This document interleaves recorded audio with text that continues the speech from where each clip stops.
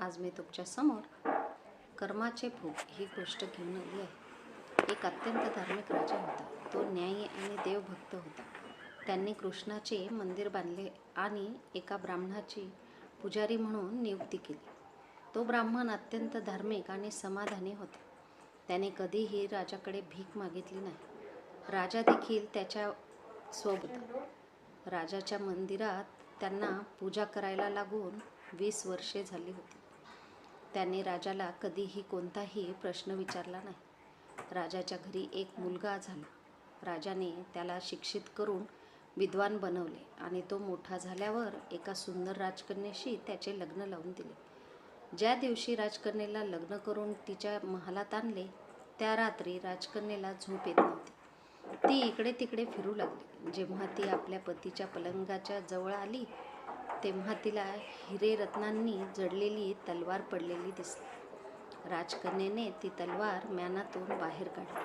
तेव्हा ती धारधार आणि विजेसारखी तलवार पाहून ती घाबरली आणि भीतीपोटी ती तलवार तिच्या हातातून पडून राजपुत्राच्या मानेवर पडली. राजपुत्राचा शिरच्छेद झाला आणि त्याचा मृत्यू झाला. पतीच्या मृत्यूमुळे राजकन्येला खूप वाईट वाटू लागले. तिने देवाला प्रार्थना केली की, हे परमेश्वरा, माझ्याकडून अचानक हे पाप कसे घडले? माझा नवरा माझ्याच हाताने मेला. तुम्हाला आधीच माहीत आहे, पण हे सत्य कोणाला सांगणार नाही, कारण यामुळे माझ्या आईवडिलांची आणि सासरची बदनामी होईल आणि कोणीही यावर विश्वास ठेवणार नाही. सकाळी जेव्हा पुजारी विहिरीवर आंघोळीसाठी आला, तेव्हा राजकन्या त्याला पाहून आरडाओरडा करू लागली आणि म्हणाली, माझ्या पतीला कोणीतरी मारले आहे. लोक जमले आणि राजा पण आला आणि विचारले, कोणी मारले? ती म्हणू लागली, मला माहीत नाही कोण होता, पण त्याला कृष्णाच्या मंदिरात जाताना पाहिलं होतं. राजासह सर्वजण कृष्णाच्या मंदिरात आले. तेव्हा त्यांनी ब्राह्मण पूजा करताना पाहिले. त्यांनी त्याला धरले आणि विचारले, तू राजकुमाराला का मारलेस? ब्राह्मण म्हणाला, मी राजकुमाराला मारले नाही. मी त्याचा राजवाडाही पाहिला नाही. यात देव साक्षी आहे. न बघता एखाद्याच्या गुन्ह्यासाठी त्याला दोष देणं योग्य नाही. ब्राह्मणाचे कोणी ऐकत नव्हते. कोणी एक म्हणत तर कोणी दुसरे. हा ब्राह्मण निर्दोष आहे असे राजाला पुन्हा पुन्हा वाटायचे. पण अनेकांच्या सांगण्यावरून राजा ब्राह्मणाला म्हणाला, मी तुला फाशीची शिक्षा देत नाही, तर ज्या हाताने तू माझ्या मुलाला तलवारीने मारले, मी तुझा तो हात कापण्याचा आदेश देतो. असे बोलून राजाने ब्राह्मणाचा हात कापला. यावर ब्राह्मण फार दुःखी झाला आणि राजाला अधर्मी समजून देश सोडून गेला. तेथे त्याने शोध सुरू केला की त्याला एखादा विद्वान ज्योतिषी सापडला तर त्याला कोणताही गुन्हा न करता हात कापण्याचे कारण विचारावे. त्याला त्याच्या घरी पोहोचला. ज्योतिषी कुठेतरी बाहेर गेले होते. त्याने पत्नीला विचारले, आई, तुमचे पती ज्योतिषी महाराज कुठे गेले? तेव्हा त्या स्त्रीने तोंडातून अयोग्य असह्य शिवीगाळ केली. ती ऐकून ब्राह्मण आश्चर्यचकित झाला आणि मनात म्हणू लागला की, मी हात कापण्याचे कारण विचारायला आलो होतो, पण आता मी प्रथम त्यांची अवस्था विचारली. इतक्यात ज्योतिषी आले. घरात प्रवेश करताच बायकोने अनेक वाईट शब्द बोलून त्यांचा अपमान केला, पण ज्योतिषी गप्प राहिले आणि बायकोला काही बोलले नाही. त्यानंतर ते गादीवर बसले. ब्राह्मणाला पाहून ज्योतिषी त्याला म्हणाले, ब्राह्मण देवा, तू इथे का आलेला आहेस? तुझ्याबद्दल काय विचारायचे ते विचार, पण आधी तुमची काय अट आहे की तुमची बायको तिच्या जिभेने तुमचा एवढा अनादर का करते, जो कुणाला सहन होत नाही आणि तुम्ही सहन करता? याचं कारण काय? ही माझी बायको नाही, माझे कर्म आहे. जगात तुम्ही कोणाला भेटता म्हणजे भाऊ, मुलगा, शिष्य, पिता, गुरु, नातेवाईक, ते कोणीही असो, ते सर्व तुमचे कर्म आहे. ही बायको नाही, माझे कर्म आहे आणि ते मी भोगल्याशिवाय पर्याय नाही.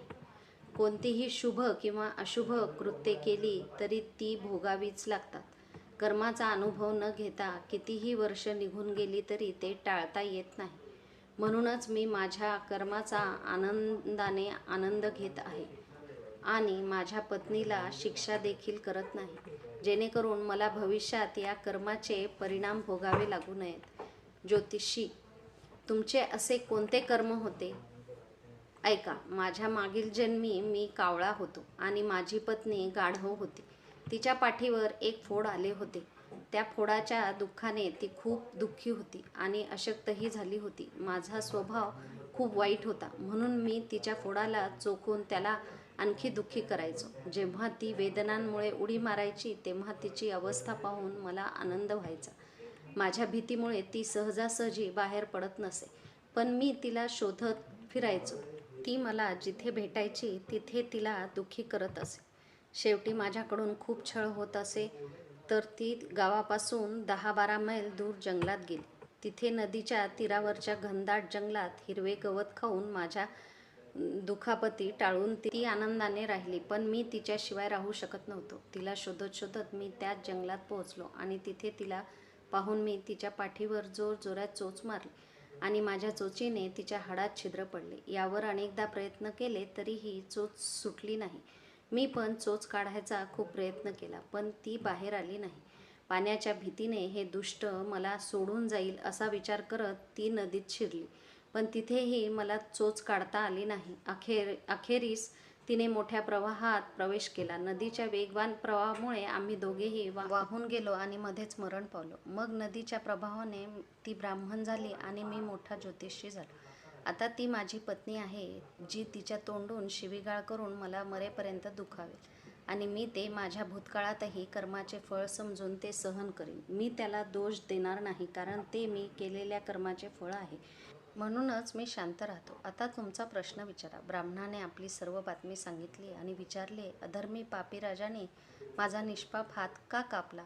ज्योतिषी म्हणाले, राजाने तुझा हात कापला नाही, तुझ्या कर्माने तुझा हात कापला. तुझ्या गायीला मारायला सुरुवात केली तेव्हा बिचारी गाय आपला जीव वाचवून जंगलात पळून गेली. मागून कसाई आला आणि तुम्हाला विचारले, इथे गाय गेली आहे का? तुम्ही खोटे बोलणार नाही अशी शपथ घेतली होती, म्हणून जेव्हा तुम्ही हाताने गाय गेली होती त्या दिशेने दाखवले तेव्हा त्या कसायाने जाऊन गाय मारली. तो नदीच्या काठावर तिचे कातडे काढत होता. इतक्यात त्या जंगलातून एक सिंह आला आणि गाय आणि कसाई या दोघांना खाऊन त्यांची हाडे नदीत वाहून गेली. नदीच्या प्रतापातून कसाई राजकुमार म्हणून आणि गाय राजकन्या म्हणून जन्माला आली आणि मागील जन्मी केलेल्या कर्माने दोघांना एका रात्रीसाठी एकत्र आणले. कारण कसायाने गायीला विळ्याने मारले होते, त्यामुळेच राजकुमाराचे डोके कापले गेले आणि अनावधानाने राजकन्येच्या हातून तलवार पडल्याने त्याचा मृत्यू झाला.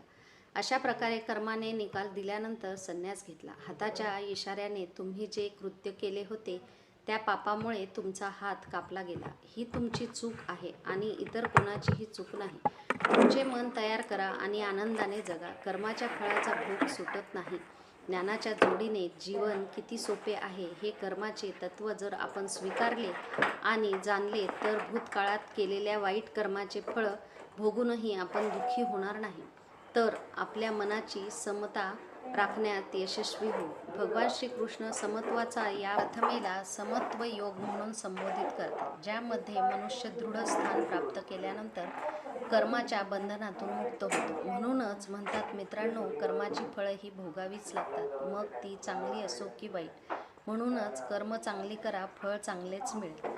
माझी गोष्ट आवडली असेल तर लाईक शेअर करालच, पण सबस्क्राईब करायला विसरू नका.